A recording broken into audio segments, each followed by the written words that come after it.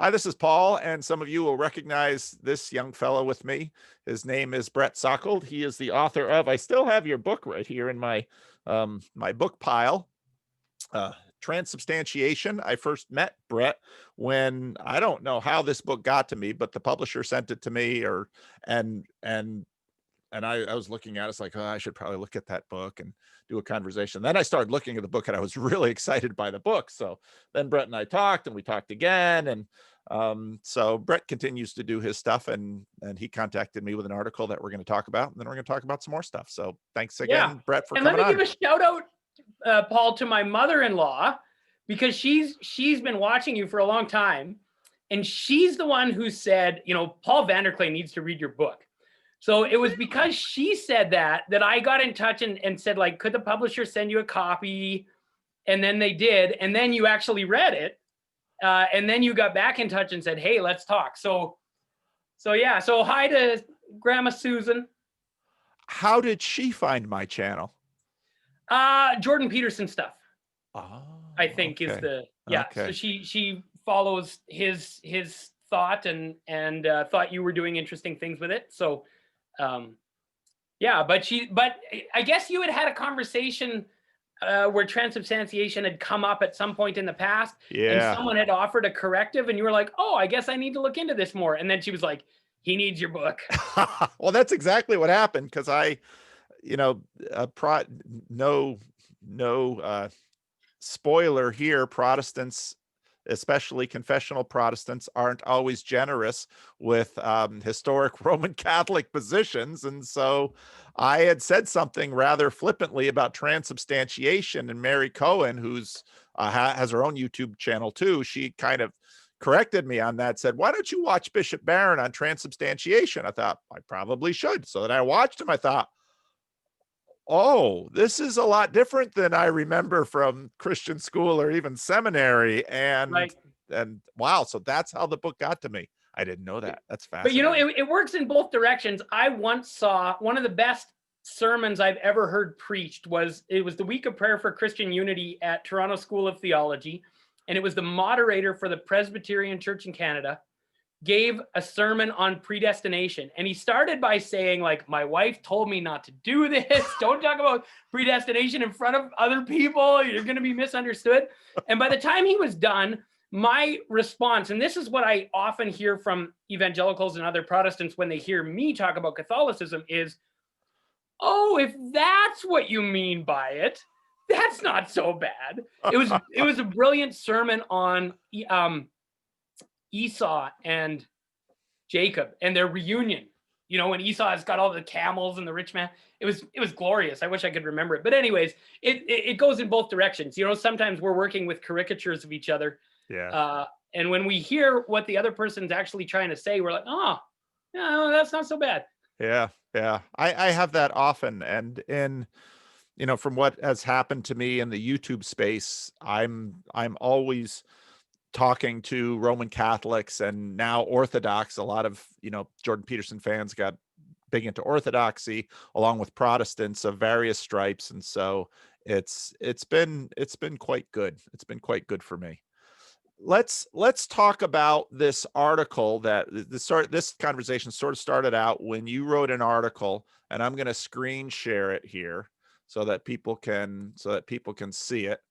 And I had, in fact, no idea this was an issue, that Roman Catholics were wondering about the ethics of the COVID vaccines, because, right. Well, why don't you talk? How did this article start, and why did you write it? Yeah, I mean, so Catholic teaching is concerned about vaccines that are produced in some form or other. There's a whole range of ways it can happen, with recourse to cell lines that were originally derived from aborted fetuses. And so there's a lot of confusion on the issue, and the confusion is often in two separate spheres. There's confusion about church teaching, so there's questions about moral theology, and then there's confusion about the actual science. So people will say things like, oh, there's fetal DNA in these vaccines, or something to that effect, which is, if you look at it, these are mRNA vaccines. They don't have any DNA, so they can't have fetal DNA. But basically, there's these two intersecting kind of problems: the moral theology problem and the science problem. And there's just so much misinformation out there that I was encountering in my own circles and social media. And people, like in my line of work, people share videos with me. You need to look at this, and I thought, wow, there's a lot of confusion. So I tried to write this piece. I wrote it for Church Life Journal, which they're a great outlet, Catholic, but I think non-Catholics will find a lot of stuff on there helpful as well. And they've been a great sort of platform for me to publish a few things. But they're right in that intersection between the academic and the popular. So they're read by academics and by people in pastoral work and just sort of intelligent lay people who want to be up to, up on this or that topic. Anyways, so I decided to write this piece to try offer clarity on Catholic teaching on these vaccines. And the real question is, the real issue is, anyone who knew Catholic teaching and knew about how these vaccines were produced knew in advance that the church was going to say, like, thumbs up, they're okay.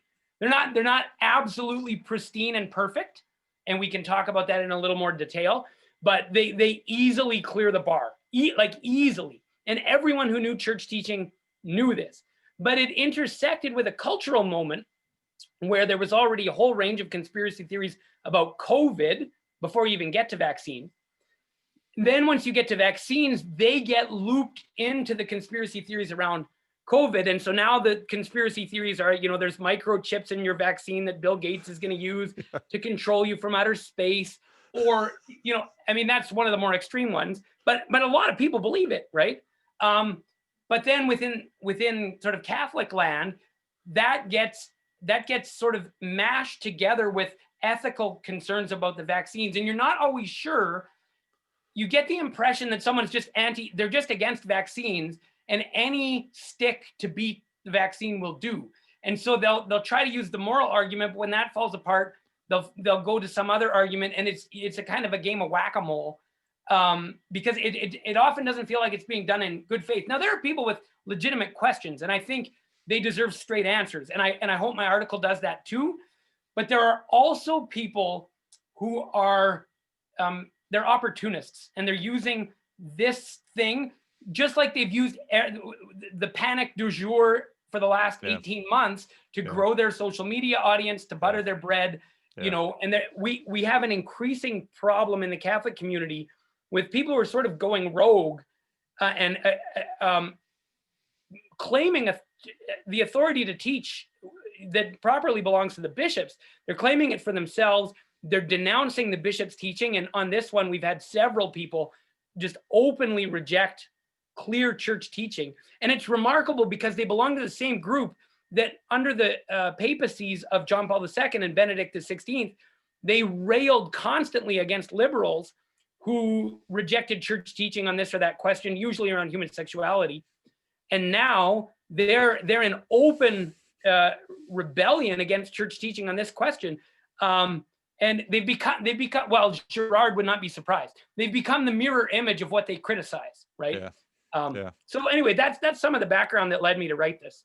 Well, and this is a question before we even get into any of this, which sort of fascinates me, because I come from a theological tradition that says, well, the three marks of the church are the proper preaching of the word, the proper administration of the sacraments, and church discipline. And so, the Roman Catholic Church is better organized than most, at least if you're coming from Protestant land. So what, and part of, the Roman Catholic Church is huge. So we have, in a few days, another Roman Catholic president will be inaugurated. What does the Catholic Church do anything with discipline? And again, before we started recording, we were talking about, transubstantiation, and back in the day, as a Protestant, as a confessional Protestant, we were sort of raised with the idea that, you know, Roman Catholics are the people who burn people to the stake at the stake. Well, Right. Servetus too. So the Calvinists got to kind of, shrug on that one. But yeah, I think early modern Europeans, no matter what their confession, were up for that kind of activity. But anyway, yeah. Well, maybe we'll give the Anabaptist a little Okay, pass, yeah. except for a few other incidents where things got out of hand in their camp. Yeah, But yeah. Munster wasn't pretty, but anyway. what happens in the church with, I mean, how does the church try to maintain order when you've got such enormous diversity? And, I have now, because of my channel, been in more conversation with Roman Catholics. And when I look at the heat coming off of some of those fights, it's like, this doesn't look, this looks like Protestant land to me. Right. Yeah. No, I think, okay. So you've nailed something rather precisely, which is the people who most vociferously hate Protestantism and who until 5 years ago would have argued that the great strength of Catholicism is a central teaching organ, so you know what's what, are now in open rebellion at several points from that central teaching organ. So you have this, but nothing makes them angrier than calling them Protestants. I mean, it is a kind of bizarro world. But the bigger question that you ask is really interesting. So just a few thoughts. Church discipline is really, it's a matter of prudential judgment. And the big question is, will a bishop weighing in on a given question give more air to the problem than it was getting, right? So should you step in and make it a big public thing, because that's what these things thrive on, or should you let it sort of, and where do you make the call when it's crossed over into big enough that it's worth stepping in? Relatedly, the internet has caused a major problem because there's a question of jurisdiction. So it's the local bishop's job to rein people in, but it's not clear always whose jurisdiction a given internet platform is under. And so you can have these sort of vague, like, okay, you can't speak in our diocese, for instance. That's a really clear one we can do. We can say, if a group in our diocese wants to bring you in, they can't do it in our church building. So they end up renting the Legion Hall or something. And then it's clear to everyone that the official church has said this speaker is not part of our diocese. Another thing they can do, and it happened to a group that now goes by the name Church Militant, is we can ask them to not use the word Catholic in their self-identification. So they used to be called realcatholic.tv, and the Archbishop of Detroit said you can't use the word Catholic in your branding, in your name. So they changed to churchmilitant.tv. So there are those kinds of things. The biggest one you can do is excommunication. Right. And the basic argument, and I heard this, I saw Archbishop Chaput, who's recently retired from Philadelphia. I heard him speak in Toronto, and he's kind of a leader for the culture warriors, and they like him as someone who lays down the law. And they asked him, how come we're not excommunicating these politicians? And his answers was, in a culture where everyone is a member of the church, the excommunication might work because it essentially cuts you off from the whole community. And the goal of excommunication is not to cut you off, but to help you to realize the seriousness of your situation, so you will seek reconciliation. Right. So you don't do it to be vindictive, you do it as a medicine for souls, right? Right.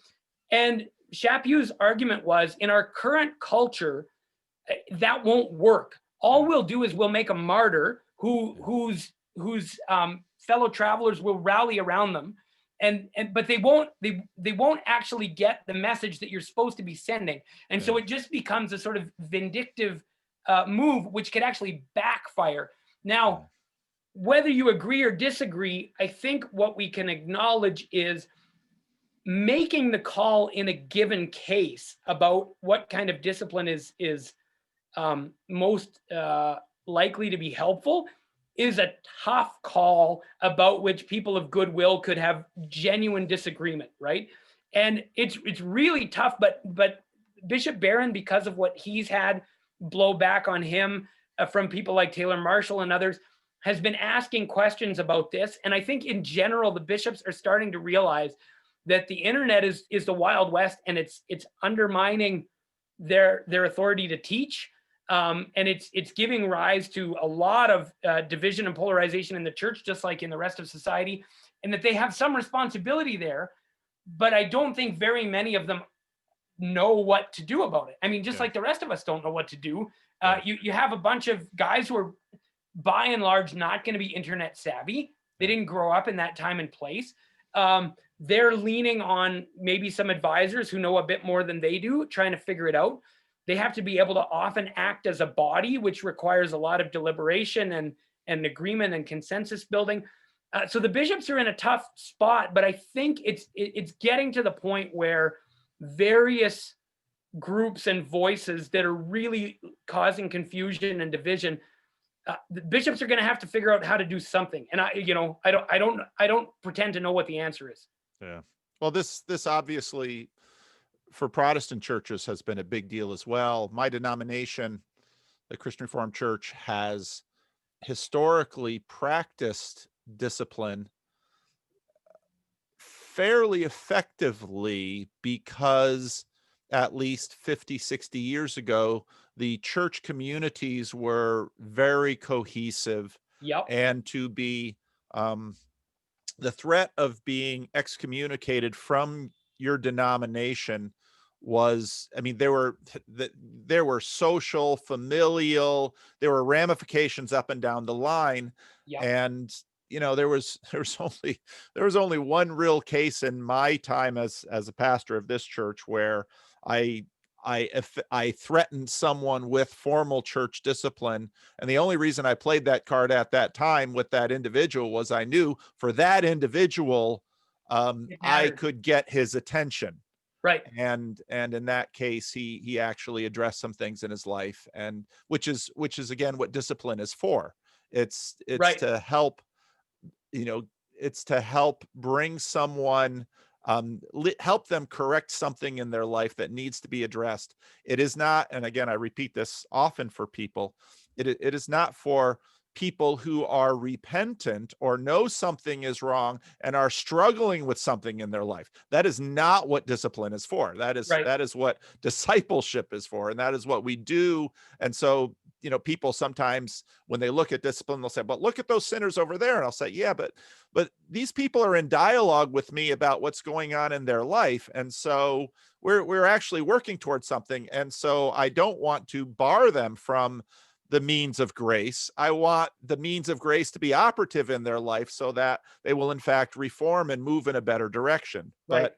But I think you've got one side of a spectrum, and the guy you brought up the possibility of discipline with is kind of in that sweet spot in the middle where it would work. Yep. On the one hand, it's inappropriate because you're working on it in the way that's appropriate to what's being worked on. If you go to the other end of the spectrum, you have people for whom excommunication would be a badge of honor. Yeah. I mean, we have this joke among Catholic theologians, right? If you want to sell books, get yourself in trouble with the Congregation for the Doctrine of the Faith. Get a few news stories out there about how you're, heterodox, and you'll make a lot of money. And I mean, it happens all the time. Well, it doesn't happen all the time because the CDF is really quite careful about how they engage. But when the CDF, or in a more familiar case, maybe the USCCB engaged with a theologian, Beth Johnson, and her book sales went through the roof.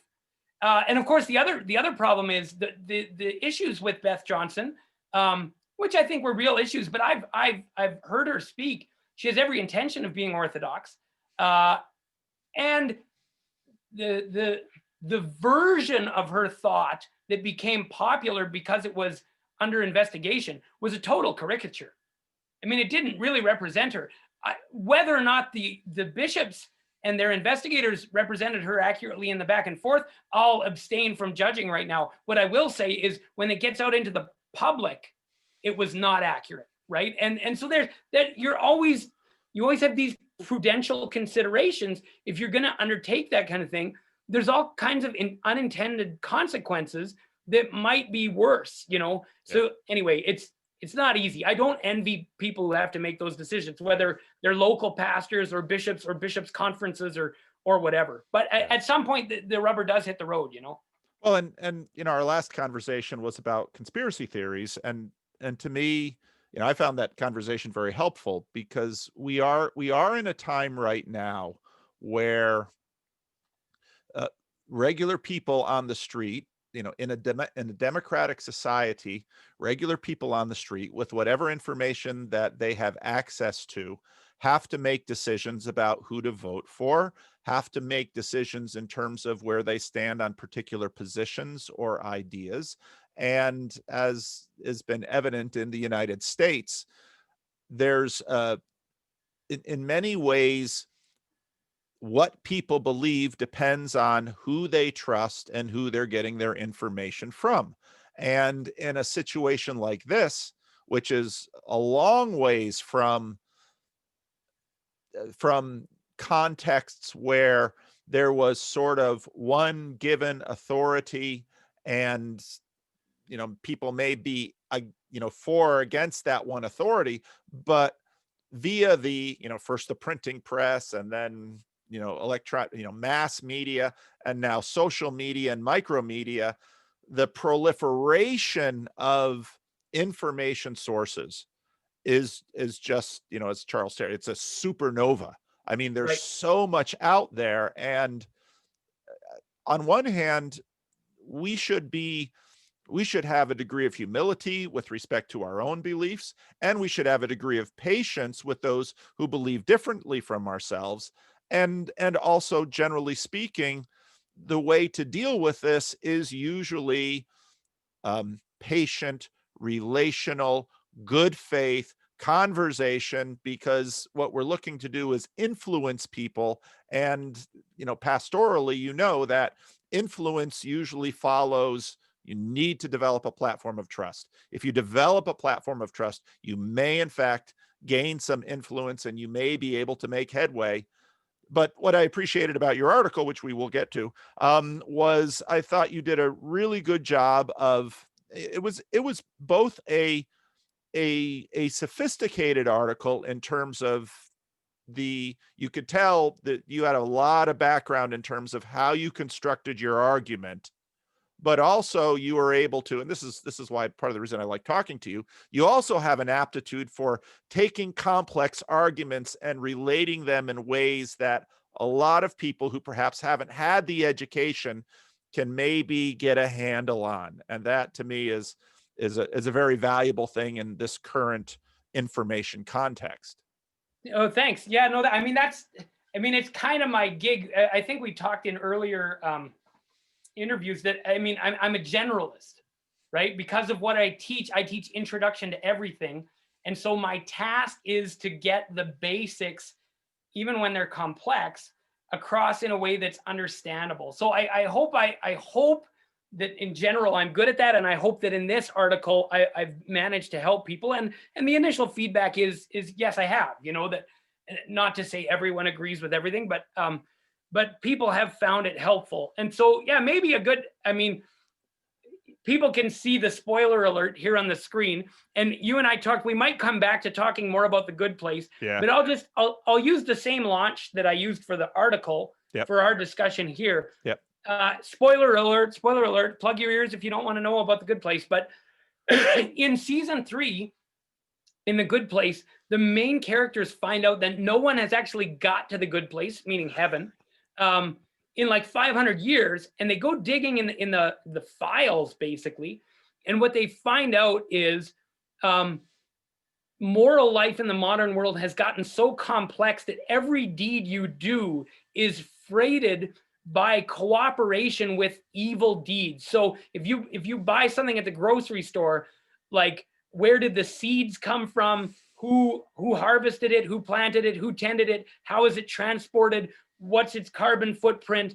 How does the grocery chain treat their employees? Do they financially or morally support some immoral cause? And you're implicated in all this evil when you buy a carrot.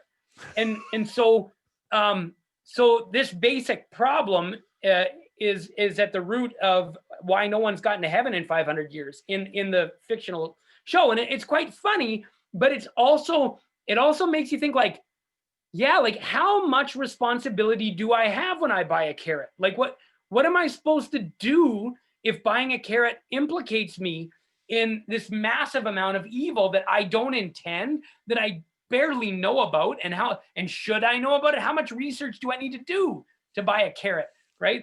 And is it even practical to avoid all these things? Can I produce all my own food and everything else so as to extract myself from this net of evil that ensnares me everywhere I turn?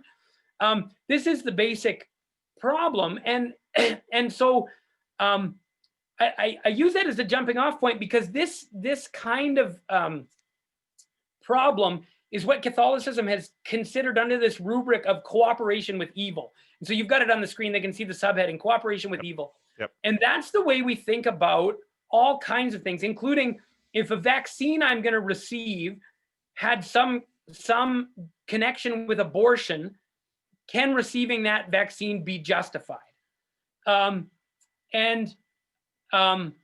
It depends on a few things. It depends on what exactly that connection with abortion is.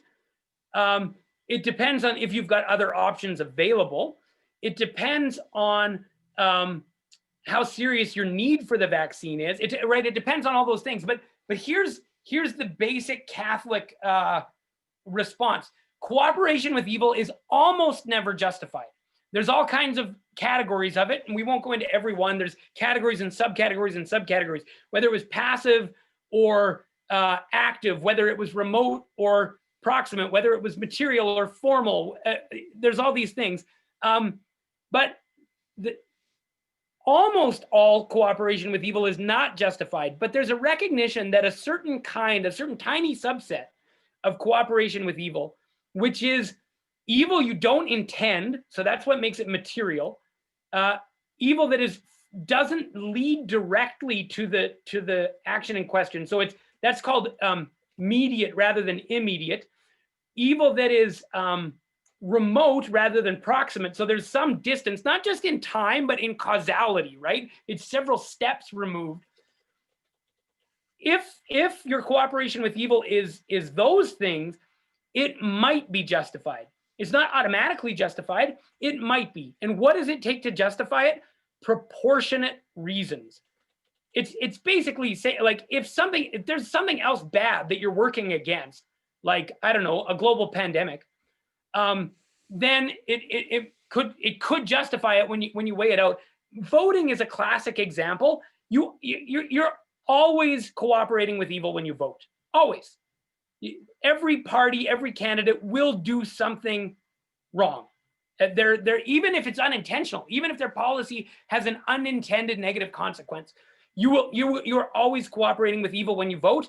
And you're also cooperating with evil if you spoil your ballot or abstain from voting, because then you're letting the worst of the other options go uncontested. So you're cooperating with evil all the time. Other places people are familiar with it is shopping. You know, where did your T-shirt come from? Where do your carrots come from? What do these companies support? One that we're becoming aware of is our participation in social media. I mean, how much evil on balance has been done in the world by social media? And if you judge that on balance it's been more evil than good, then you need a good reason to participate in it. I think there are good reasons, but it's important to recognize it's not automatically justified. It's justified if you have good reasons to do it, right? So that's the basic framework. And then we go into applying it to the question of vaccines particularly, and then the question of the first two vaccines out of the gate and the specifics about them, because you actually need to know the specifics if you want to make the analysis.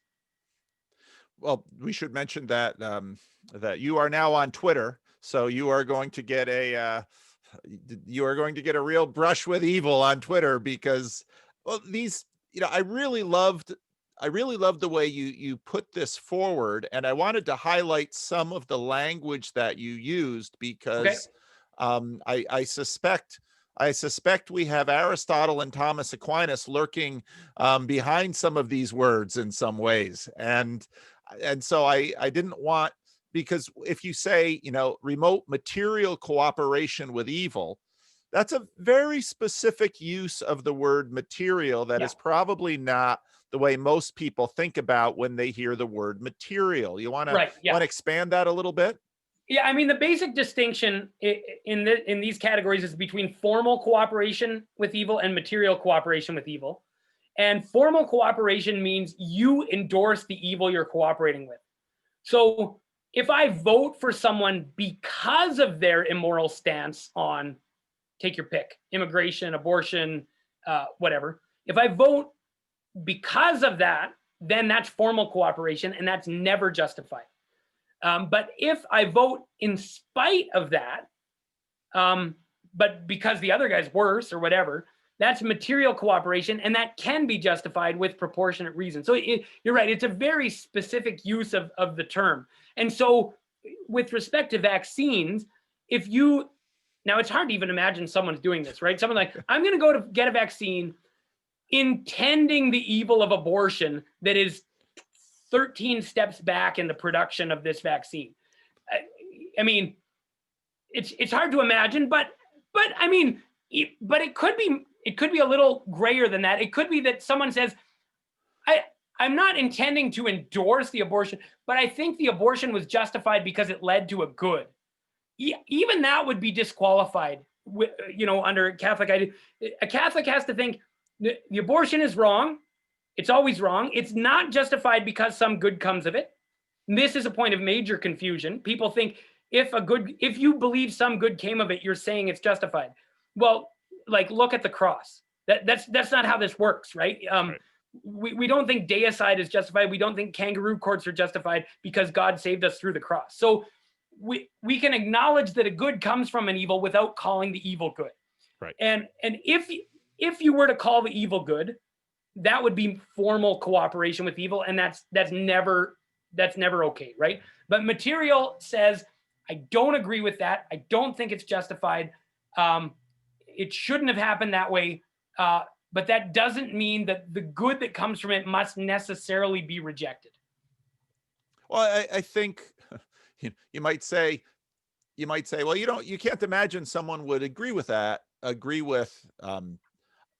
saying, oh, I want to get this vaccine because this vaccine was, if it were, produced because of abortion, when I actually, and I think you'll probably see some of this on Twitter,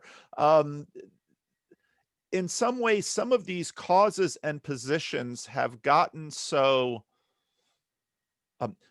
that they've become such a part of people's identities, and that the cultural position and the political positions are, have gotten so strident in some ways that, I mean, for a while there was this whole hashtag thing going on Twitter about people were basically tweeting their abortion experiences. Right, And right. it doesn't, I'm not at all surprised. I would not be at all surprised for someone to say, I am so pro-choice that I would rather have a vaccine that has such and such. I mean, that is Right. really part of the context that we're working on. But Yeah. I also appreciated what you said about, because again, as a Protestant, Roman Catholics whose entry into the United States is really quite late. I mean, really 19th century, you had major Roman Catholic immigration from certain parts of the world. And the rise of people who identify as Roman Catholic, many in the Supreme Court, some of them were appointed by Donald Trump, which, oh, look at the Roman Catholics that are going into high offices. And then they went right ahead and voted Joe Biden into office. And it's like, where he goes to church? And if you ask Joe about his Roman Catholic roots, he'll speak very proudly about them. Now, part of that is being a politician, but, so even in the Protestant world, I mean, there's been a big game of, you can only vote for this party or that party because of this or that. And obviously some of the nuance that you're employing with respect to one's position and taking a stand on things is, there are a lot of things involved. And I know for some people that is, in fact, this morning, I just made a video about hard lines, because one of the things that you see happening in social media is that in this context, there's a lot of power that can be gained by hardlining certain things. Yeah, and I was thinking of that. I knew you were going to cut like the shout your abortion hashtag. I mean, I mean, on the one hand, I don't think it's helpful to imagine that everyone who disagrees with me on abortion will take that angle, right? So, but the danger of Twitter and other things is that it's easy to fight against the most extreme version of your opponent and thereby vilify everyone in between, and therefore drive people to the extremes, right? So you get this kind of vicious cycle. And I think one example, and I wrote another piece on Church Life Journal about voting. That, I mean, if you just Google it, you'll find it. But one of the arguments I made was, if we recognize our own vote as cooperation with evil, no matter which way we went, right? If we went Biden, there's cooperation with one set of evils. If we went Trump, we cooperated with another set. We're not comfortable saying that we're cooperating with evil. And so we whitewash the evil of our own candidate and hyper highlight the evil of the other candidate. And that makes any kind of healthy discussion impossible. And so I wanted to encourage Catholics, but everybody really, to like vote and then hashtag your, tweet your vote and hashtag it holding your nose, so that we say, when I voted for Trump or when I voted for Biden, I was not endorsing X, Y, and Z. I had to vote for somebody, and it meant cooperation with evil, and I acknowledge and label that evil, and I do not endorse it. And I think if we're honest about the evil of our own side, we're in a much healthier situation vis-a-vis the polarization. But if we whitewash the evil on our own, like if we can't deal with the fact that our vote was a compromise, then we can vilify anybody who didn't. The only reason for not voting like me is because you're literally evil. Which is what you hear all the time, right? But if you say my vote was a compromise and I felt I had to go that way because of X, Y, and Z, and I think you should too. I think you should make the same compromise I did. But let's admit it was a compromise. There was no perfect vote.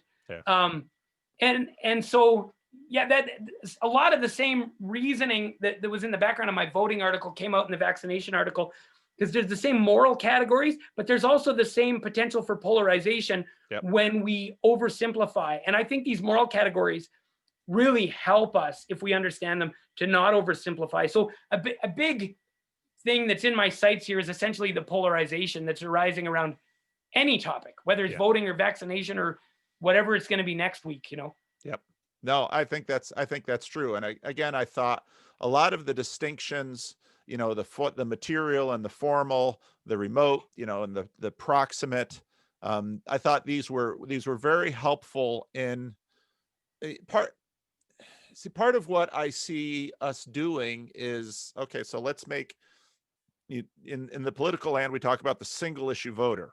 Okay. We do too.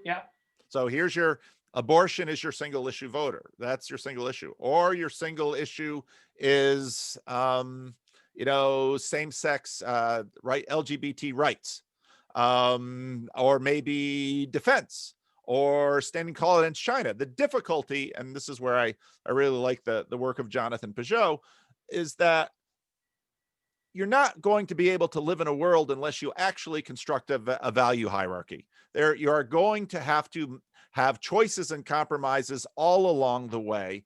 And so we have this enormously unproductive game that we play around politics and religion, but around just about everything else too, where it's just, as you say, it's the Mott and Bailey thing. You are evil because you voted for this candidate.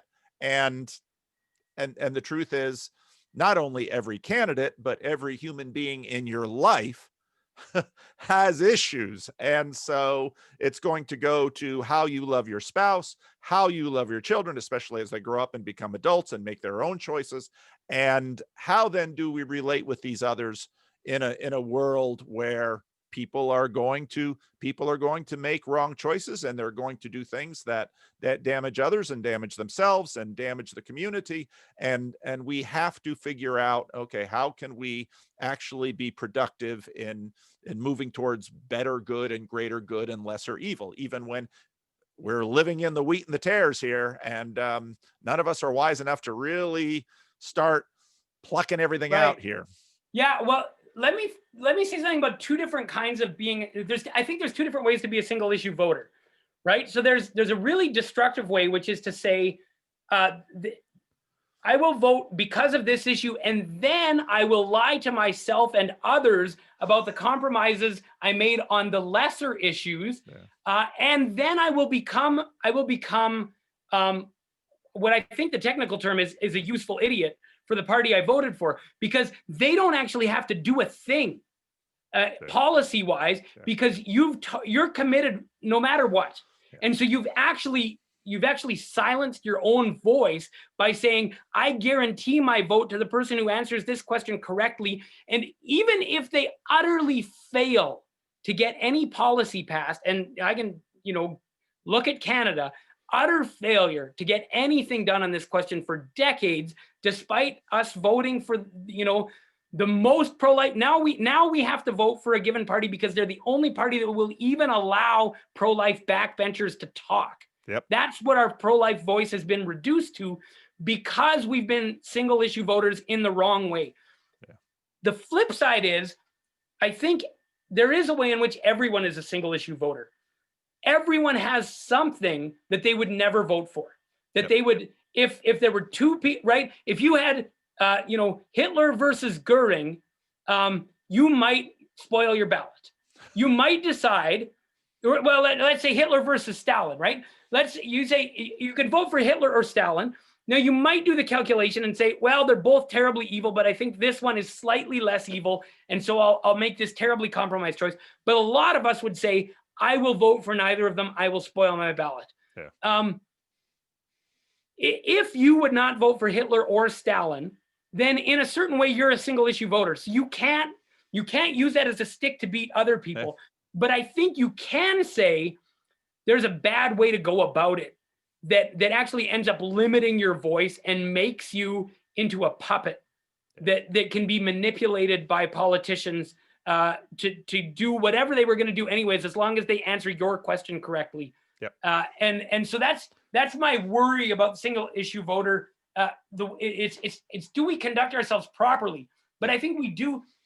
We all do have lines we won't cross. Yep. And we should. And we should. Absolutely. Yeah. Absolutely. Yeah. And I think, I grew up, people who watch my channel regularly know enough of my story. I grew up in an African-American community, and the Christian Reformed Church overwhelmingly voted Republican. Abortion was a tremendous issue for them.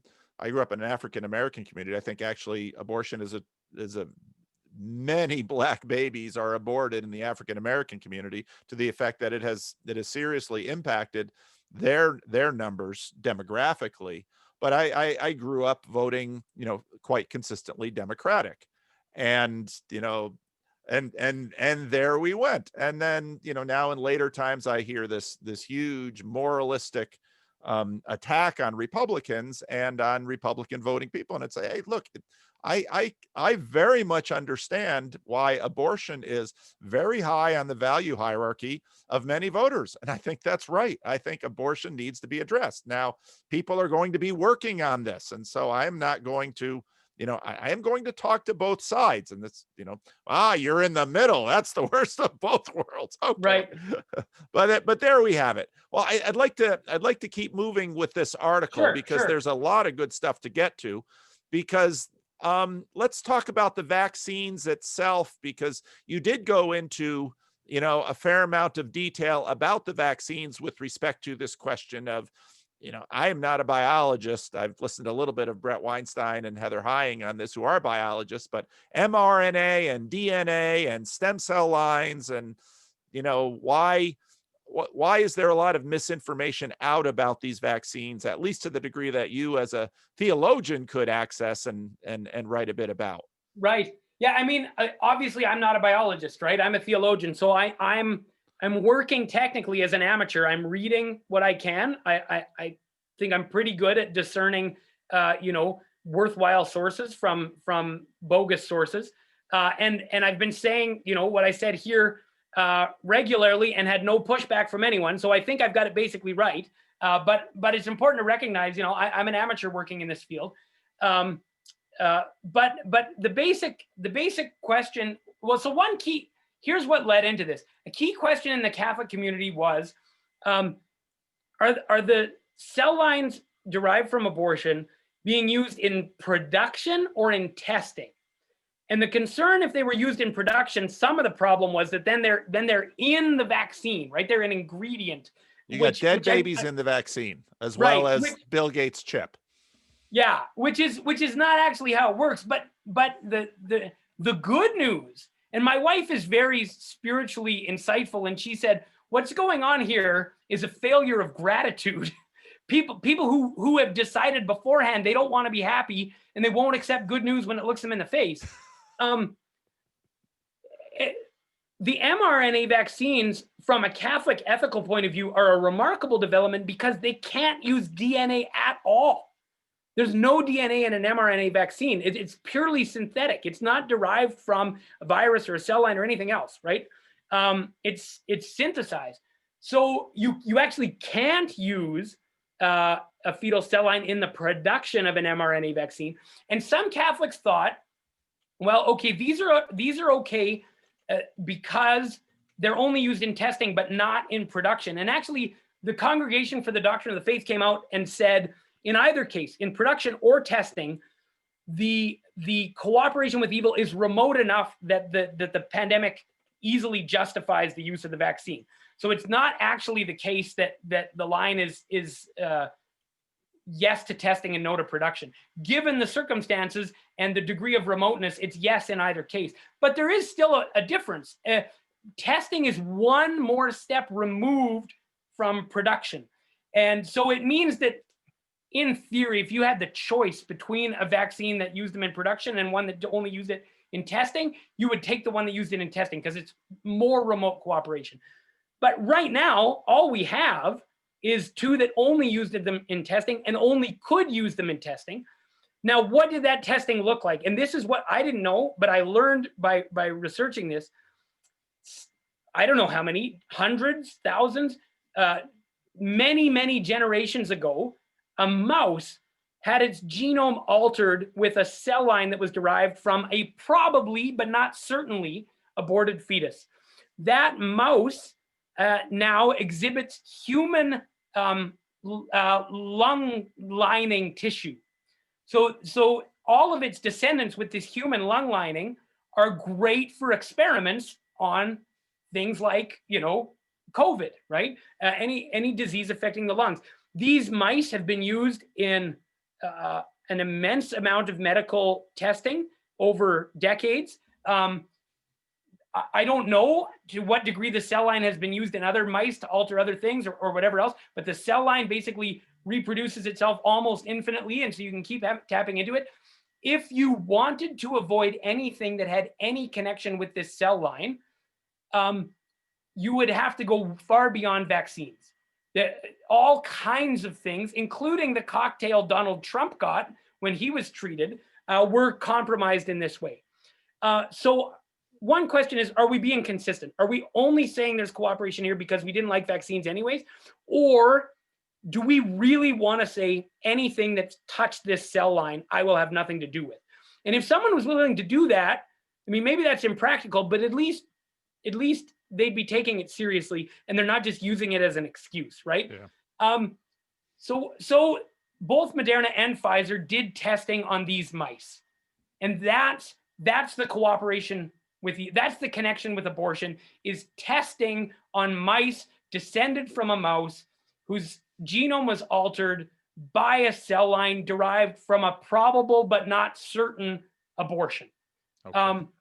So when you get to that level, I think most people intuitively think, yeah, it doesn't take a lot to justify that cooperation. That bar is set real low, yeah, if we're honest about the science. But what we see in social media is really overwrought language about fetal cells in the DNA and all, which is all hokum, right? It's yeah. And one thing I point out in the article is, I think these people are right on one thing. They're right that when people hear that church teaching says that these vaccines are okay, it could give the false impression that abortion is okay. Yeah. I think they're right. And I think we need to use very careful language to say that because good comes from evil does not make evil good. Right. And there's lots of different ways to say that. But I think they shoot themselves in the foot when they use this overwrought, dishonest language to make the connection sound closer. Yeah. They want it to sound really close so that you won't get the vaccine. But what they end up doing is communicating that the church has accepted a much closer form of cooperation than it actually has. So they actually make the teaching look worse. And they end up making the problem that I think they rightly identify, they actually increase the problem. And so part of the article is a call for like clear, moderate, honest speech. Yeah. Yeah. Well, and I thought the article did very well with that. Why do some people not want other people to get the vaccine? Now, maybe this isn't the best thinking on my part, but truth be told, if I were really concerned about the vaccines, either its moral quality or the potential of health concerns, and I would actually want a lot of people to take it so that we might know something. And I actually think, well, that presumes that you're actually in a position to have your mind changed by the data. I'm a pretty open guy, so Yeah. that's one of my flaws that everyone points out. if no matter what happens, if millions of people get vaccinated and they don't all drop dead, but you're not getting the vaccine anyways, then you have nothing to gain from watching the experiment play out at a population scale, because your mind is made up. Yeah. And some of these people have been honest. They said, I don't care what church teaching says. I don't care what you tell me about the science. I don't care that is not going in my body. You will not change my mind. Well, if they tell you that, then I think you can take them at their word. Yeah. On the other hand, I think one thing that, in this environment of infodemic, right, where there's just so much data and you're hearing all kinds of things about the vaccine, I think it's not unreasonable to say, I'm a little nervous. I think you can do the research and get past this, but I don't think it's a false move from the start to say I'm a little nervous and I'm not at the front of the line. And by the time I'm in the line, we're going to have months and months of data on millions and millions of people. And if all systems are go at that point, yeah, stick me in the arm, right? That's not an unreasonable position, I don't think. But if that is see, there's different ways you can do this. You can say that as a kind of standalone position, or you can use that as a safety net after you've tried 20 other things that have been shown to be bogus. So one of the things that conspiracy theory does is it's a snow job. It just overwhelms you with claims, and you might be able to debunk 10% of them off the top of your head because they're false. And then you could look up 10% more and find that they're bogus, but you actually can't debunk them all because they're growing faster than you can look into them.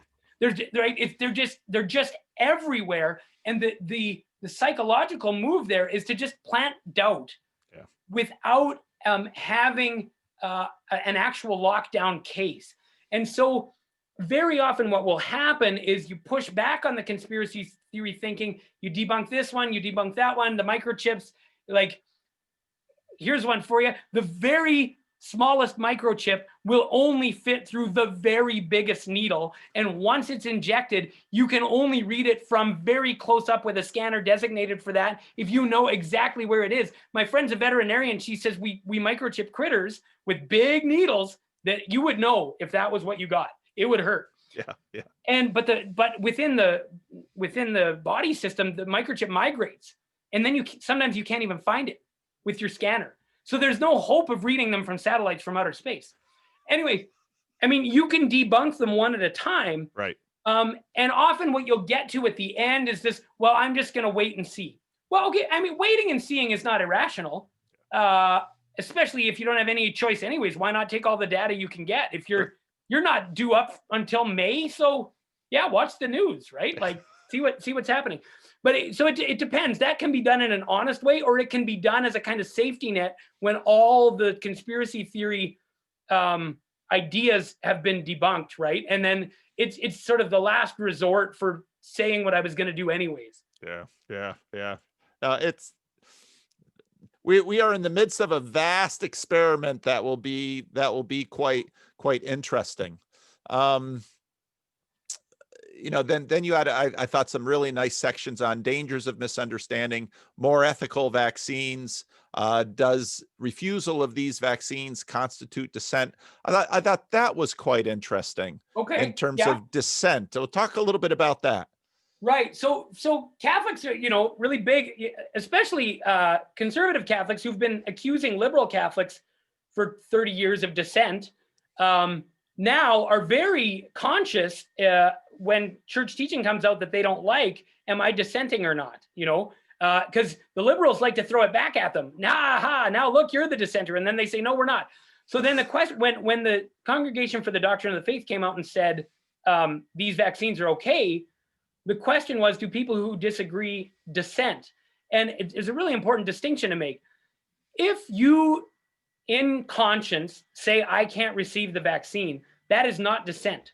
The congregation's note actually says that people can refuse in conscience. Now, there's a couple things to say about that. First of all, your conscience, as in every case, needs to be an informed conscience. So if you're refusing the vaccine because you trust bad sources or haven't done your homework, you may be culpable for you will be culpable for any evil that comes from that. And that might mean grandma's death, right? If you're not doing your due diligence and you're following quacks and crazy conspiracy theorists, and then you reject it, and then that leads to somebody dying, there's culpability there. But if you do informed consent, it's not informed consent. If you inform your conscience and you decide not to receive, that's not dissent. But what is dissent is to say the church is wrong. No one can receive this vaccine. It's immoral.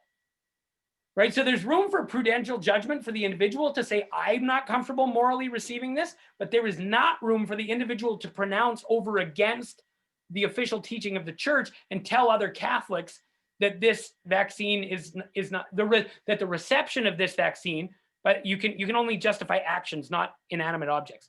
So it's not that the vaccine is justified. Vaccine's an inanimate object.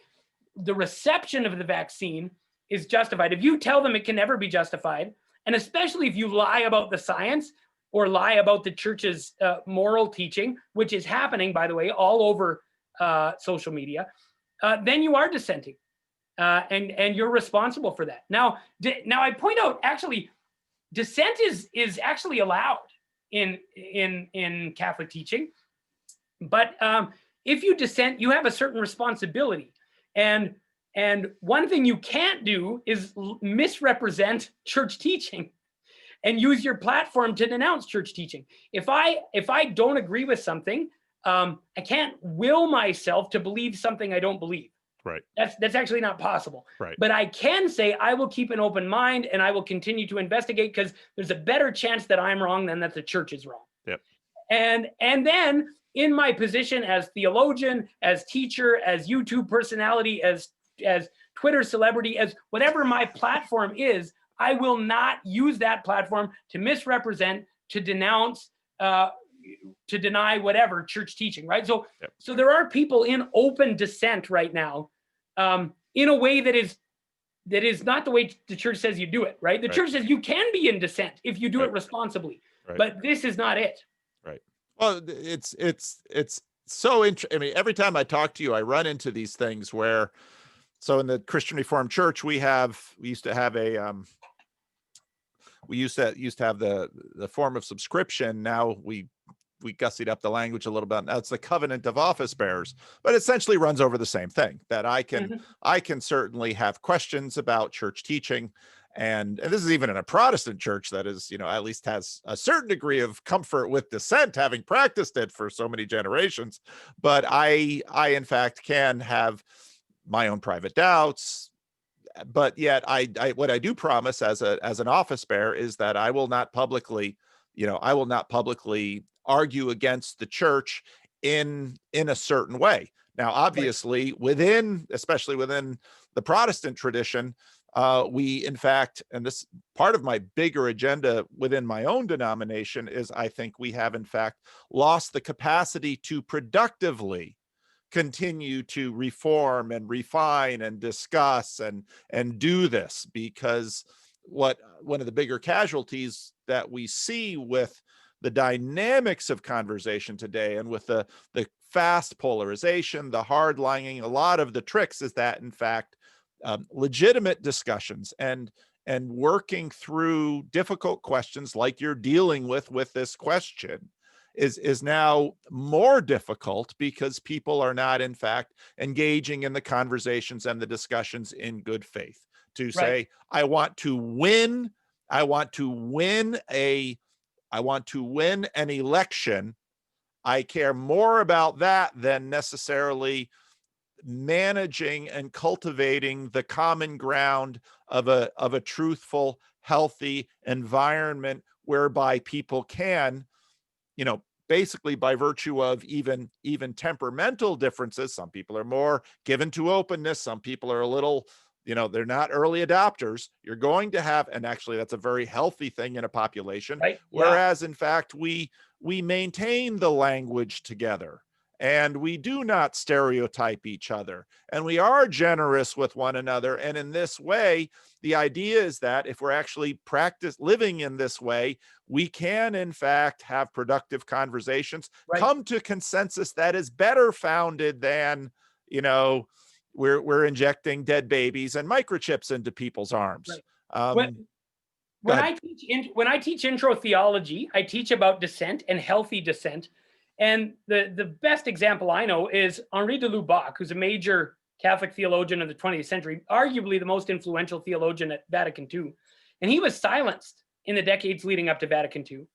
And he obeyed, and he went about his business quietly. He dissented in the way the church asks him to, and he was roundly vindicated at the Second Vatican Council.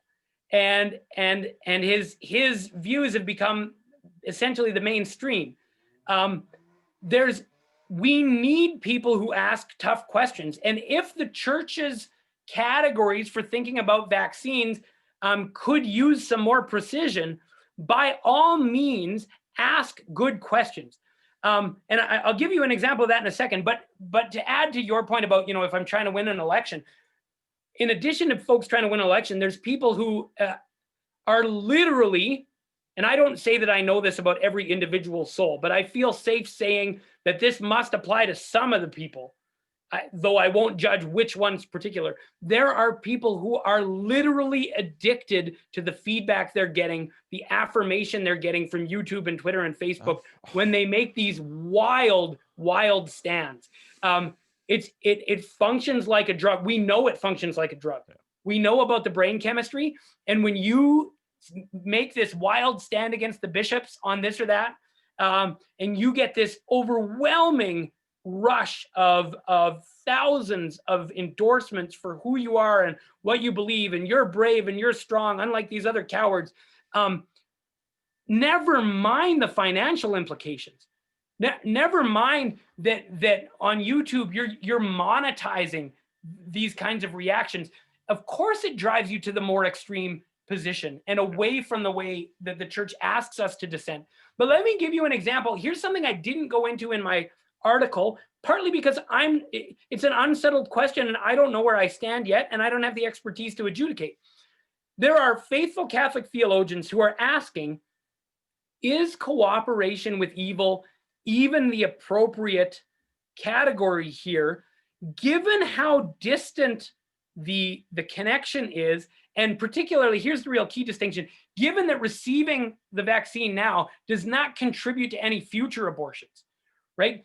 When you buy Energizer batteries or lay potato chips, some tiny percentage of that goes to Planned Parenthood. You contribute more to future abortions by buying Energizer batteries than you do from getting this vaccine. So if you are simply benefiting from something in the distant past and not contributing to its enactment in the future, some moral theologians are saying the category we should be using is called appropriation. It still acknowledges that the thing in the past was evil, but you're not actually cooperating it if your action, in this case receiving a vaccine, isn't perpetuating anything. So they use a couple of analogies, and of course you can pick the analogies apart. There's no claim that the analogies are perfect, because you can't have perfect analogies. Perfect analogies are just the thing itself, and then you haven't learned anything. So pick them apart and see what you can learn. But analogies like this, we know things from immoral and unrepeatable Nazi medicinal experiments. Yep. Now, is it wrong for us to ever use that knowledge? Almost everyone would say, no, it's not wrong to use that knowledge. It would be wrong to repeat it, to repeat the experiments. Yep. The experiments are certainly wrong, and they're not justified by our use of the knowledge. Yep. But can we use it? If it would save a life today, should we not use it, or should we use it? Another example they used is infrastructure in the American South that was built using slavery. Yeah. Yep. Yep. You not ride in this railway, right, because it was built using slave labor. Now, the analogies are going to break down, of course, right? I mean, those railways benefit the descendants of slave owners and the descendants of slaves. Yeah. So whereas, the vaccine doesn't benefit that baby at all. So you can find problems with the analogy, but still it's worth consideration. If the basic point is, if you're not contributing to further evil, is cooperation the right category? And now you can argue that you might contribute to further evil by giving the impression that abortion was okay. So that introduces something. Well, then you have to be very clear with your language that you're saying, I'm not saying it's okay, just like I'm not saying slavery was okay or Nazi medical experiments were okay, by taking advantage of the good that has come down the line from those, whether that's a functioning railway track or medical knowledge or whatever else, right? Yeah. But I bring it up because it looks to me like this is the next frontier on the church teaching on this. Is we have people responsibly dissenting, asking the question, putting it forward, making a reasoned argument, and saying, church, what do we think of this? The people on the other side are not doing the reasoned argumentation. They're doing the fear mongering, they're doing the misinformation campaigns, and that's not the way you do dissent, right? So it's interesting that right now there's people who think church teaching is maybe too strict, and people who think it's too lenient, but they're conducting themselves in very different ways. Yeah. Well, and I want to swing back to the point that you made. I mean, we're talking about, appropriation of the knowledge or infrastructure of past evil. Participation in social media. A couple of months ago, not even a couple of months, about a month and a half ago, I monetized my channel, and I hadn't monetized my channel before for a number of reasons. And then I learned that YouTube was changing their policy, and they were basically going to start monetizing unmonetized channels on certain videos. And it's like, well, then, if YouTube is just going to keep all the money, I might as well monetize. But it's a neat example. What's that? Yeah. Well, and so now it is, if you're running a YouTube channel, you look at the analytics, which you should. You want to know if what you're doing is effective or reaching people, or whatever your goal is, and you're watching those analytics. It's completely obvious what kinds of videos will get more clicks. And it's sort of like the old high school psychology example where, if the whole class gets in as a conspiracy and decides every time the teacher makes a step to the left, they're all going to smile, pretty soon you move the teacher to the corner. The teacher has no idea she's being moved to the corner because the psychological impact is below the surface below the recognition of consciousness. But this in our social media context, this is deep stuff. And I, for the last 3 years, I've been doing this on YouTube, but I often think about, the channel and the community that we've been able to develop through it, and the conversations have all been enormously positive in my life. But I am always concerned that, all of this affirmation, it has an impact. And now that you have these enormous corporations that are enormously powerful, Google, Twitter, Facebook, these are tremendously powerful things, and we can't hope but imagine we will not be groomed and formed by these things, and that all of this formation will only be for the good. And as I watch other YouTube channels and the dynamics that go on, it's, the same thing is true in a church, where preachers very quickly learn that there are things you will talk about to get approval, and ways to talk. And I mean, this is a function of human dynamics, but these are real issues that go beyond abortion. I mean, just Right. trying to continue to cultivate a context in which truth can be discovered and truth is discoverable. Right. I'm having a Girardian moment, because what I'm imagining is the people on YouTube who are getting, tens or hundreds of thousands more views than you, who self-style as people who are willing to say the truth, right? Who are they're right. The algorithm has played them. They have learned from the feedback cycle that a certain kind of inflammatory rhetoric generates a ton of positive feedback. But what do they tell themselves? That they are the brave ones who are willing to finally stand up and say the truth. Well, the whole system is rewarding and reinforcing this kind of behavior, right? And so you get this like delusional, and so when I see, your numbers are way better than mine. But if you wanted to be a kook, you could get way better numbers. Yeah. If you wanted to, and it takes a certain spiritual discipline to resist the pressure. You're actually trying to hold that honest space that the algorithm is mitigating against. And the people who full on sold out to the algorithm think they're the honest ones. It's a remarkable thing. Yeah. Well, and we see it in Hollywood all the time. And I hear it in, in church.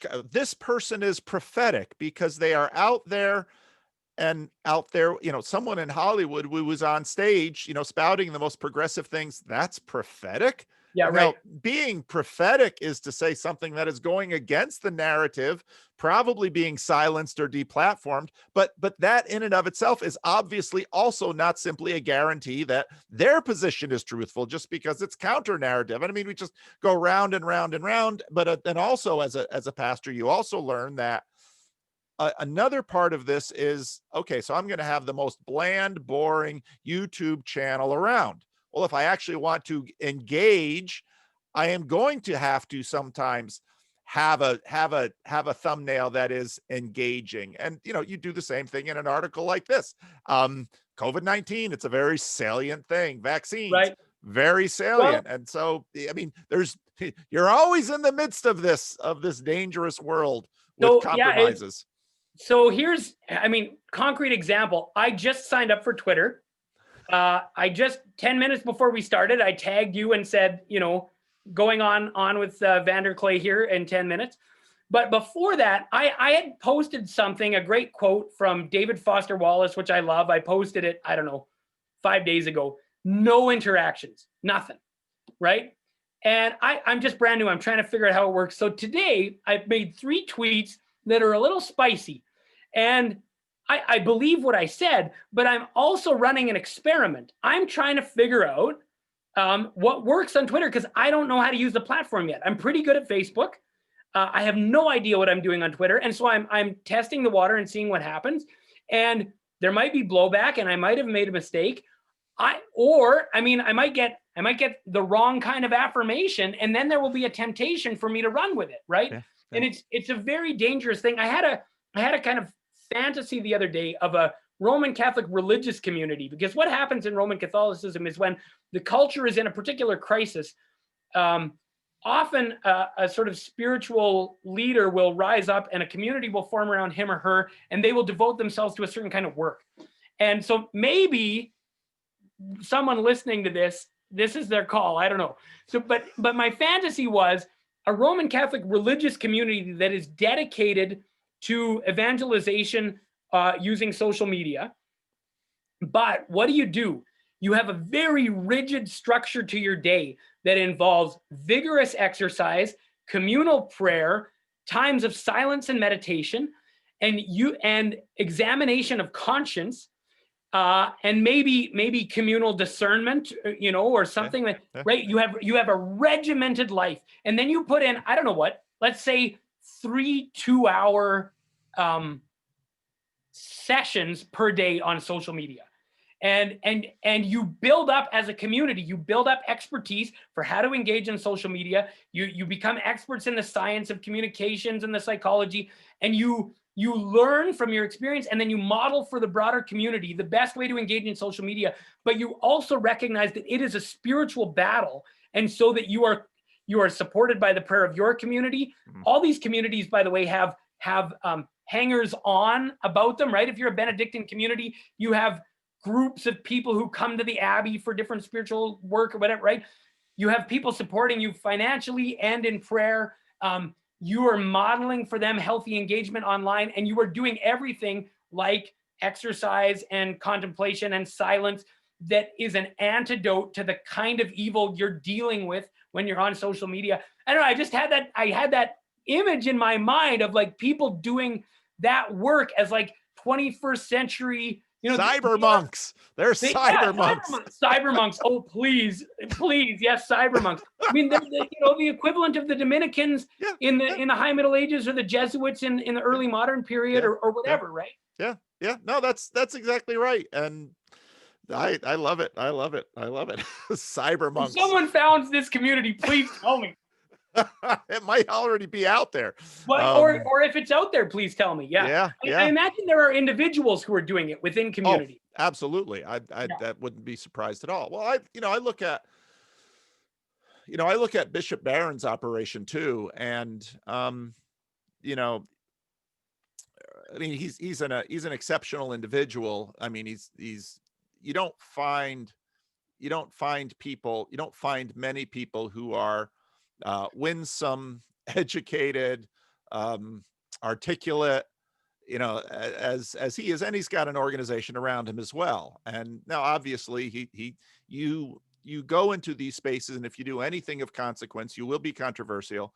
You will take positions that you can't go into this and be too thin-skinned, and especially don't be too personally insecure. Because it's our insecurities that usually lead us into trouble and things like this. Because if you have an insecurity in a platform like this, if you get enough response, someone will in fact tap into that insecurity, and if you respond to it, you in fact these things just develop these huge feedback loops, and so more and more people, there's his button, push it. Oh, the trolls know how to do it. Yeah, you better believe it. They have a real sense for it. Well, let me jump back to the article and see if there's anything else I want to justify abortion. Can good come from evil? I mean, that for many people pastorally, what part of what I do in my channel is I do a fair number of conversations with, as has come to be called, randos, people that just want to have a conversation with me. And I've as demand for conversation has increased, I always have to make choices back and forth about it. But I have, to this point, I want to keep it. I've really seen the value of it, just kind of keep an open line, so that people who I have maybe watching my channel, we can have an hour-long conversation with the possibility of posting it on the channel to, I found that to be tremendously helpful for me. But obviously we come around again and again to this question of evil. And lately I've been thinking about the fact that it isn't really a full-blown theodicy, but just recognizing that people always throw at me the question, well, if your God is so smart and your God is so wise and your God is so powerful, why didn't he, and this is where I think there's something going on. Why didn't he create a world without the capacity for evil? And there's a subtle change in there, because when they say evil, they usually are talking about suffering. And And part of what, I've been thinking a lot about lately is this is the reality that what seem what Christ through redemption seems to do by the gospel is, evil or the suffering isn't necessarily justified. That's the wrong way of thinking about it. But by the use of that suffering, something greater than could be had without the suffering is accomplished. And I think this is underneath the Christ song in Philippians 2. I think that's exactly what that speaks of. And where, the epithumia, obviously the Apostle Paul uses that word as sort of an over desire. It's almost often an evil thing. But this one incredible passage where he talks about the epithumia of the angels, watching the work of Christ around us, you get the sense that, part of what I see God doing with our lives is taking suffering and making from it things that seemingly can't be accomplished in any other way. And we see that in movies all the time, because if you were to go to a movie in which there is no suffering or no challenge or no threat, you would never watch that movie twice because there's nothing there. But every movie, culminates in an achievement, which is now because of the suffering. And of course, the book of Hebrews talks about this as well, that, this to me speaks of the majesty of the gospel and the hope of, the life of the age to come, that the suffering and the evil of this world, will not finally win, because God uses it to accomplish something greater still than we can imagine. Right. I say in the article that something like the moral structure of the universe is such that good keeps showing up out of evil. Yeah. Like if you pay attention to life, it just happens. I mean, I haven't explored this, but I mean, it's almost an interesting argument for the existence of God, that evil never gets the last word. It just doesn't, Yeah. It's remarkable that way. And you can test this because you can look at your own life. So humans are remarkable in this way. Give me an option for suffering or not, and I will take not. Give me an option now to get rid of some piece of suffering in my past, and I'm going to hesitate a lot. And most of the time, I'm going to say, actually, leave it there. Yeah. I like where I'm at now more after that suffering than if it had never happened. Now, that's not universal. There are certain things we would take back. Yep. Absolutely, there are. But even in those things, right? So the death of my brother, would I take my brother back given the option? Absolutely, I'd take him back. But also, do I see beauty and goodness that came out of his illness and death? He saw it. I saw it. We all saw it.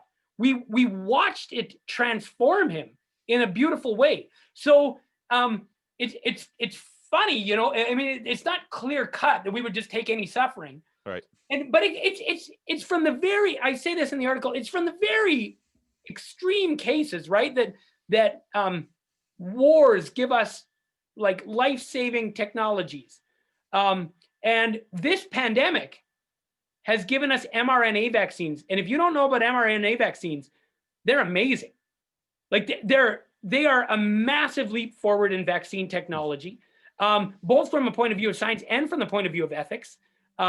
They should be able to, if you don't test them on things that have distant connection with abortion, they have very little. I mean, of course, anyone who makes billions of dollars can do something bad with it. So there's other ways of being, cooperating with evil. But they're amazing. They're fast. They're responsive.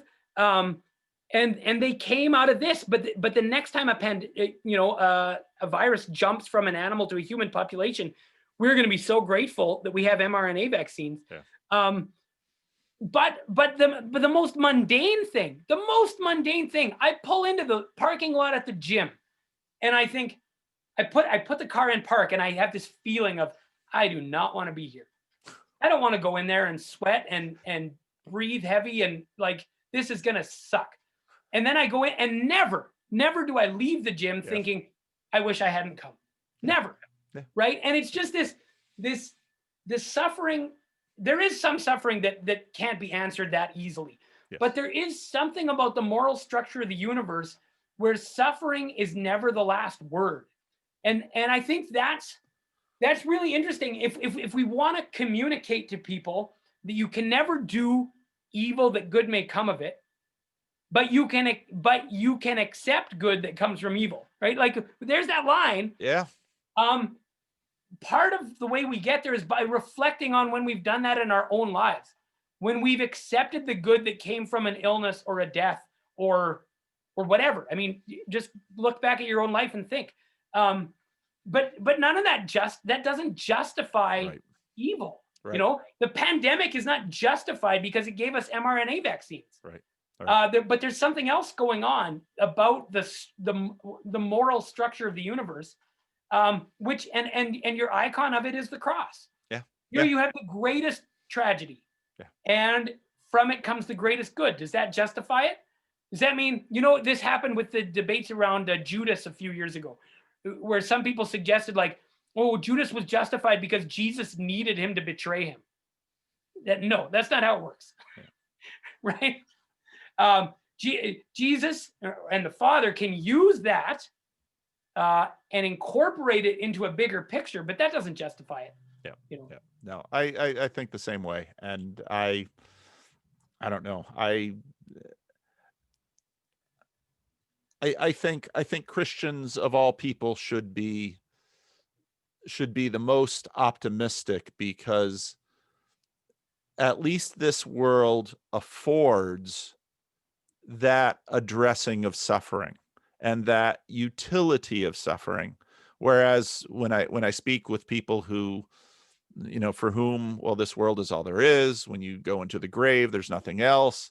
I think actually that perspective has a far more difficult issue with suffering and evil than a Christian worldview with redemption, because at least all of the suffering, and again, we can't do the math on this, but at least we have good reason for the potential that what comes out of this long story of humanity on planet Earth is something good, and something that people who have had very little opportunity for joy and realization in this age will in fact be able to participate in it in an age to come, which is larger than this one. And again, in my conversation with many people who don't share our faith,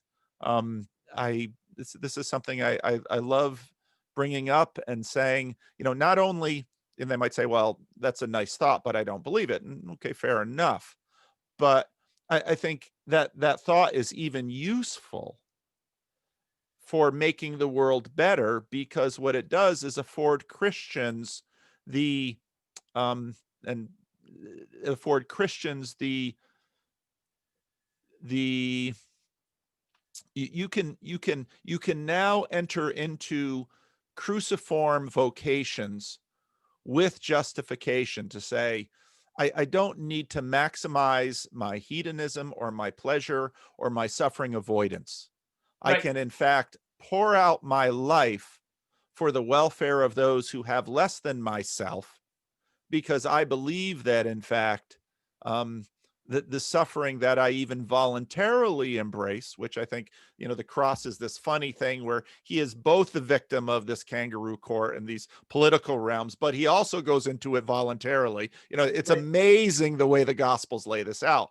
Mm-hmm. But I can, in fact, pour out my life for the welfare of others, because that is actually a responsible use of the stewardship of my time and treasure and body and being, because of the promise that this, in fact, that my small acts of redemption will be amplified and glorified in an age to come. And again, I look at that and I say, to me, that in terms of the value for this world, the joy I receive, it is far greater than a vision of, well, let's be stoic and a little bit greedy and maybe out of pride, a little bit generous with others, but because this is all you get. And Right. I find that worldview to just, I don't think it's going to give people what they want. And it certainly can't afford both the joy and the cruciform generosity that Christianity has long afforded. Right. Have you read Pope Benedict's encyclical Spe Salvi on Christian hope? No. So I'm going to recommend it to you and your readers. It's a great encyclical, and it's What is it? What is it called? Spe Salvi. So that's Latin for saved in hope.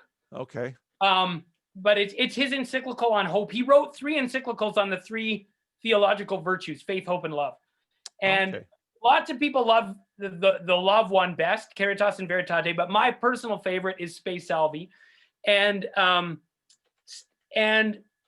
when the Catholic tradition talks about the virtue of hope, a lot of what you've just described is in the background, because the atheist critique that, like, if you believe that this isn't your permanent home, and you're just trying to get to heaven, then you're not going to be any earthly good, right? What's the line? Too heavenly minded to be any earthly good, right? And the argument he makes at one point in Spe Salvi is very similar to what you say, but he invokes the virtue of hope, and he says, like, if we hope, then we don't have to win. Like, I can actually enter into cruciform living because it doesn't actually depend on me. Like, if Christ has already won the victory, I can participate in that. And if all I see in this life is failure after failure after failure, I can still continue to live in that way, because I know that the battle doesn't depend on me. I'm participating in a battle that's already won. And that gives immense freedom to work for the liberation of our brothers and sisters, because we don't have to win. But what happens if my horizon is this world alone? If I see that the proletariat around the world is suffering, and I have this worldly horizon, then I can't lose. I have to win. And what's the next step? Well, then anything that serves my victory is justified. Yep. And so violence is justified because my victory is necessary, and I'm on a timeline. Yep. And so what happens is we get a revolution where the cure is worse than the disease. Yep. Because we're willing to justify anything, because we don't have any hope. Yep. Right? If we don't have hope, we become monsters. Yeah. Well, we can become monsters on the one hand, or we can become cynics who don't do anything, right? I mean, if you're going to change the world, you might be a monster, or you could say, "Oh, to hell with it, I'll just eat, drink, and be merry, for tomorrow we die," right? But it's the virtue of hope that allows us to hold that middle ground and fight for what's good and right with our lives, even when we can't see the victory. Yeah. No, amen. To me, that line of argumentation has been, hugely influential in, people often say to me, well, you work with mentally ill people and homeless people, and, you live in neighborhoods that I chuckle every time I look at certain narratives of salvation of this worldly salvation for people of color and the poor and the mentally ill, because I've lived in these communities all my life. And it's like, do you really think that all of these solutions are somehow, I certainly welcome making things better, and I'm more than happy to talk and participate and look at that. But if all of these white folks are simply crippled by their white supremacy, is changing their mind a realistic opportunity to somehow end racism? I mean, these narratives just don't go anywhere. You're not going to get, so New York City, I visited Paterson in 2013 when we did my father's memorial service in Paterson. I hadn't been back to Paterson for years. And when I had been back in New York City in 2006, I was amazed at how New York City had changed. I mean, it was clean. It was full of young, healthy, beautiful people with all of their progressive ideas, and New York was rejuvenized. And then I went to Paterson, just 16 miles away, and it's like, this didn't change at all. I mean, nobody was interested in Paterson. There was no Sex in the City in Paterson. Sex in the City in Paterson doesn't look like it did in New York City. And so the optimism that people have of their political capacity to save this world. I've just always been a doubter in that, because I've seen people try and it's like, Well, nah, I ain't buying it. it's often worse than naive. It's often positively counterproductive, because if the person who disagrees with me is they're the only obstacle, right? I mean, Yeah, I have this perfect plan for saving the world, except for this, white supremacist across the way, or whatever, pick your problem, right?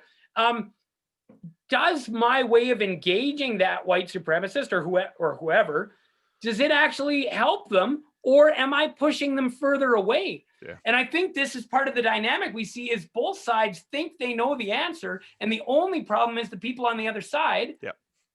But they both believe in a kind of this worldly salvation. Even the most explicitly Christian, Trumpist is preaching a kind of this worldly salvation. It's just a different one than the leftist is preaching. Yeah. But if you're preaching a this worldly salvation, and the only problem is the idiots on the other side who don't agree with you, you are rarely gonna engage with them in a way that actually gets you any closer to this worldly salvation you're preaching anyways.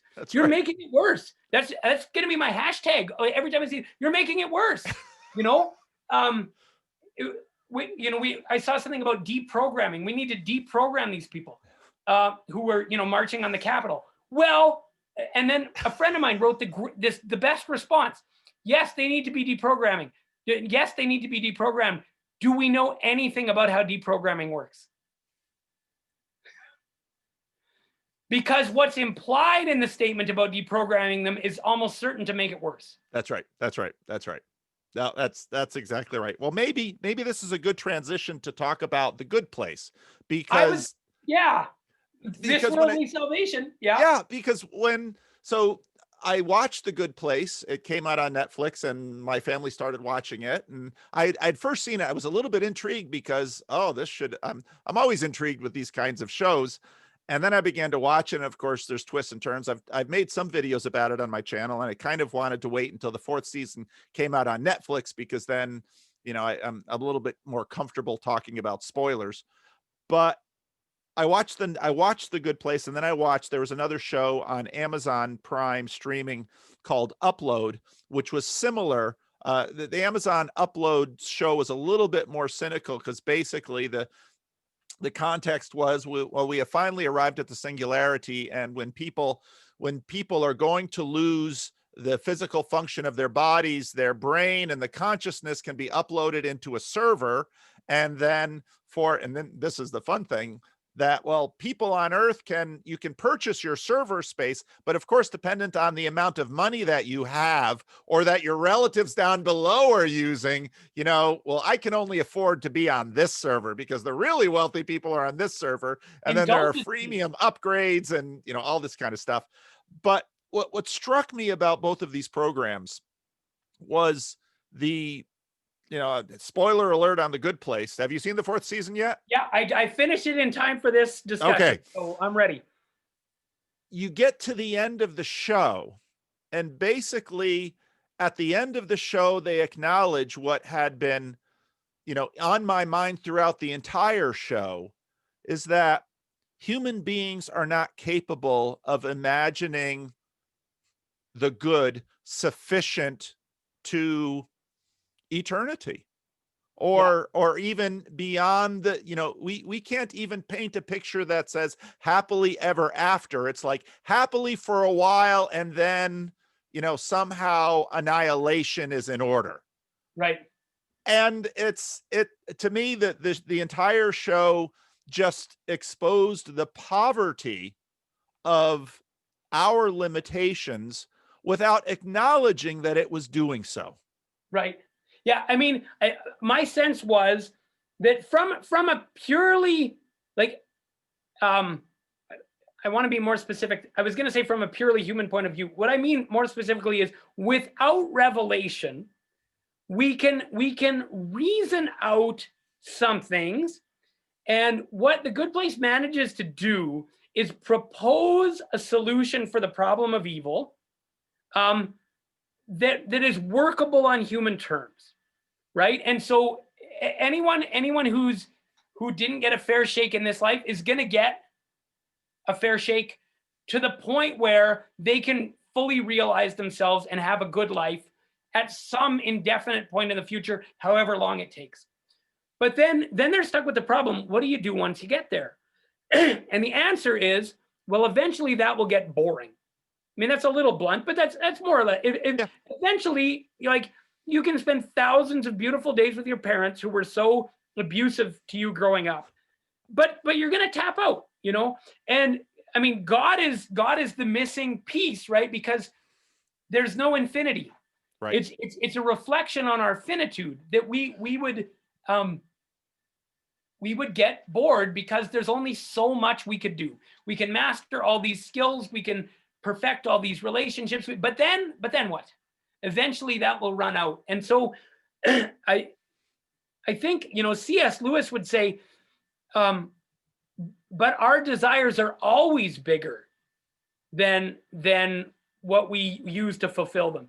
We actually won't ever tap out. We're actually built with an infinity drive. You know, we can't get there. But the good place gets to this place where, like, okay, yeah, we've solved the problem of evil by giving everyone a fair shot, and everyone gets there. And at a human level, it's appealing and it makes sense. If you mean human level in a very specific way. Right. What theology might call at a natural level. But if the human is actually supernatural and built for infinity, then you get to the end and you're like, well, really, that's all. Like, it still leaves open the question: is that better than if nothing ever existed at all? Yes. I solved the problem within the system. I made it just in the end within the system. But what was it for? But, like, is there any good from it? As a self-contained unit, I can now justify it using this mechanism. But I'm still like, but what's it? But there's still no answer to what's it all about. Yeah. What are humans for? In the end, they're for balancing off the scales and evaporating. Yeah. Well, that's the same as never existing. Yeah, no, I felt the same way. And if you do any research on the show, it's the background and the creation of the show is really quite interesting too, because, you know, they consulted with philosophers and they went through all of this, and it's a well-crafted show. It was really an excellent show, but to me, it just exposed the poverty of our limitations. And I don't know. And I guess what surprised me is that, well, can we be satisfied with this? And in fact, if you look at many of the reviews at the end of the show, because when the show ended, there are a lot of reviews, and a good number of those reviews basically come to the point of, really, is this all there is? And I think it lands exactly where you just described. And right. Okay, so then what is the point? It's an evangelistic moment, because, I mean, it's a really careful exploration of a certain worldview to its endpoint. Yep. So if it's done consistently and honestly, which I think by and large, I think it was done consistently and honestly. Yep. And that's not satisfying, then that tells you something about humanity. Right. You know, at the very end, there's this scene where Chidi, the philosopher, says to Eleanor, the main character, you know, there's a wave and you can measure it and you can understand a wave in the ocean, but when it hits the rocks, it's just gone. But the water from the wave goes back into the ocean and whatever else, but it's no longer identifiable as a wave. Yeah. And he says that's Buddhist thinking. And she says, you know, not bad, Buddhists. And I turned to my wife and I was like, yeah, like not bad. That's true. It's like, it's not the worst thing you could come up with. It works within its own sphere, but is the human heart oriented to, like, when I get to the end of everything, am I gonna be like, not bad? You know, like, it seems, I think the Christian argument is that we're made for more than not bad. Right. I don't disagree with the Buddhist thing. That's the idea that the Buddhist solution, and I don't pretend to know if a Buddhist would find that an acceptable presentation of their own thought or not, but I don't disagree that it's not bad. I just wonder are we built for something more? And the Christian conviction has been that we are built for something more. And so if people in general find the good place interesting, quirky, funny, but ultimately unsatisfying, then that just tells us something about the Christian vision all along, that there is something in us that desires something more. And is that a cosmic trick? Or are we built for something more because there is something more? Right. And I so often in conversations get to people and they say, well, you're just hoping for more than you should. And the problem I have is, well, in your worldview, why shouldn't I? You can't generate an ought that says to me that somehow I'm being irresponsible by looking at what is, as C.S. Lewis said, making mud pies in the backyard and saying, no, I'm going to the beach. And you might say, wow, you foolish person, you're a prisoner of the backyard. And then I would say, well, why don't you be honest with people about what you're selling and what you're claiming? Right. And I will offer them mine. And hey, if I'm wrong, so be it. But I see no reason to adopt your position. It's easy to play the deconstructionist and offer nothing else, right? Yeah. I mean, if I can connect this to vaccines, something I just had a conversation with someone that I found so interesting. I think one of the problems that people are wrestling with when we're inundated with conspiracies and stuff is, how do we actually teach critical thinking in school? And we've been talking about teaching critical thinking for decades. Yes. But as far as I can tell, what we generally mean by critical thinking is deconstruction. So we teach people how to take apart claims. And that's a valuable skill. But it's a very limited skill. It does one thing, and if what you train is 2 generations of people to be skeptical and to take apart things, but to never have to put them back together again, then they can dismiss your idea without feeling any responsibility for offering something in its place, or they might be offering something in its place and not even be honest or even conscious that that's what they're doing. And it happens with vaccines too. We're training conspiracy theorists. If all these people learned the basics of how to deconstruct, how to distrust an authority, we taught them how to do that. But that's one step in getting to the truth. That's not the whole thing. And so what happens is, if you don't have constructive critical thinking, if all you have is deconstruction, you say, I know how to reject any authority I don't like, and then I pick any authority that I do like and I follow them uncritically. And so what you get, here's Girard again, you get the people who call everyone sheeple for following, sharing things on Facebook without ever double checking, accepting any meme that agrees with their worldview as completely above question, not doing any of the digging that they blame everyone else for not digging with respect to the mainstream narrative. They do no digging with respect to the conspiracy narrative, because all we've introduced is deconstruction. And so I think we need to think really seriously about what we're doing in our educational institution. Yeah. We think we're very progressive to teach people how to deconstruct narratives about authority. And what we have now is a bunch of extreme postmodernists on both sides of the political spectrum. What happened with the right wing on January 6th was a cataclysm of postmodernism. And these are people who think they hate postmodernism, but they know how to deconstruct the narrative and not put anything in its place. And it's Girard would tell you, they're a mirror image of what they hate. And the same applies the other way. And it's okay. I'm getting too worked up here. But it's true, because I mean, you watch. Okay, you're pushing through the police. You're gonna go in the Capitol, and what do you think's gonna happen? Have we paused and okay, you're gonna take some selfies in there, and you're gonna put them on social media. Wonder what's gonna happen the day after that. And it's like, but you're right. We have, and so we have sort of given this they're back to social media in a sense. We've sort of given this beatific moment in the adoration of the social media likes and clicks. And another favorite movie of mine, The Truman Show, you get to the end and Truman is ready to walk out of Christoph's great stage and end transmission. And then you see all the people watching. And actually one of the guys who plays the security guards, one of my favorite people, because these two security guards that are watching, he actually watches my channel. And then in one comedy he says, I was the actor who played one of those security guards, because end transmission. Okay, what's next? Is there nothing real? Is it simply tricks of our mind?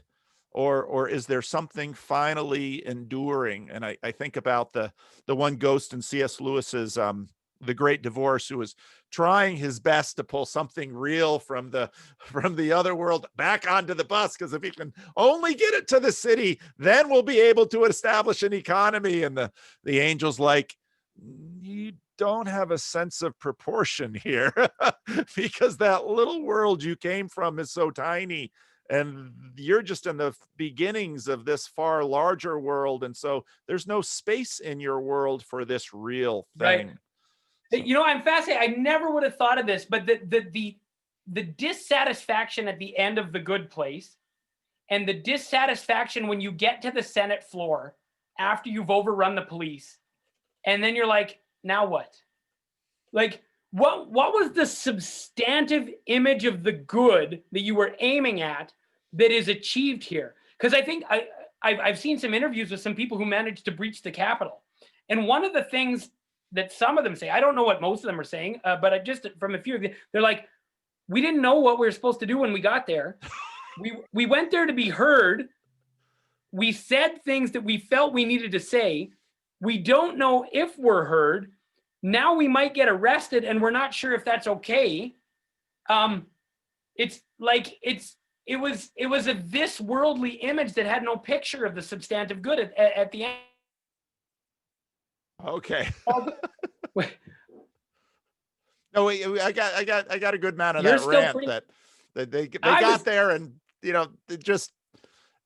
and you do get the sense that we're running on narratives that, well, we're always running on narratives that are half thought through, but the ideal behind, standing in the midst of a community of people that actually goes back centuries means we are blessed by the thinking and the practices of all of these generations, and we are heirs of it, so that maybe in this moment when we come to the moments of our great decisions, we might be a little bit better informed as to, maybe we should think these things through a little bit.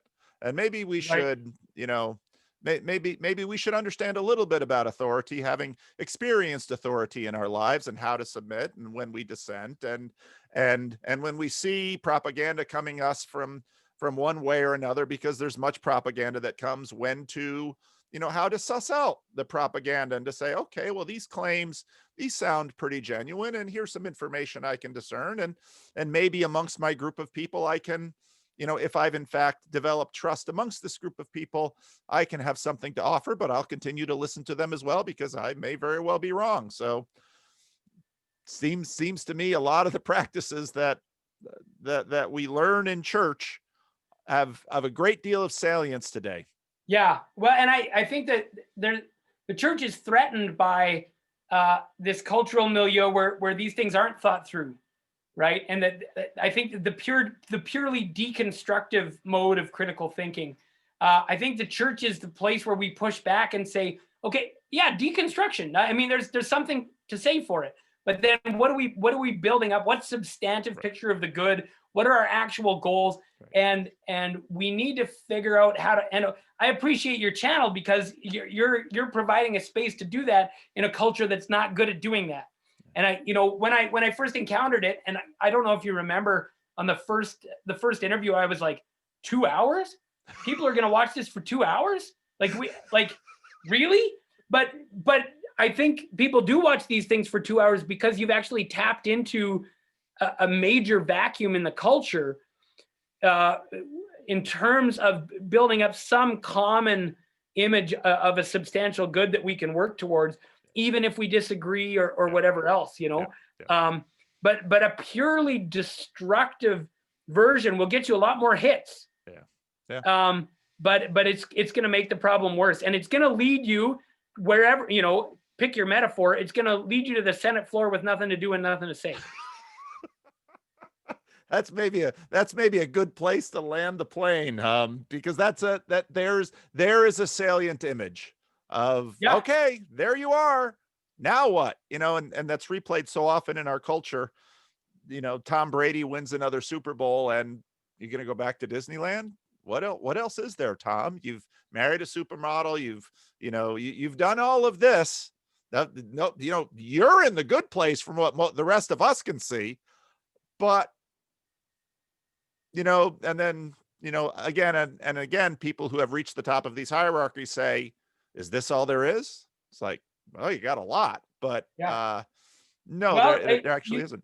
You mentioned the Truman Show. Jim Carrey, I think he has said something like, everyone should experience the pinnacle of human success so that they know that it doesn't satisfy.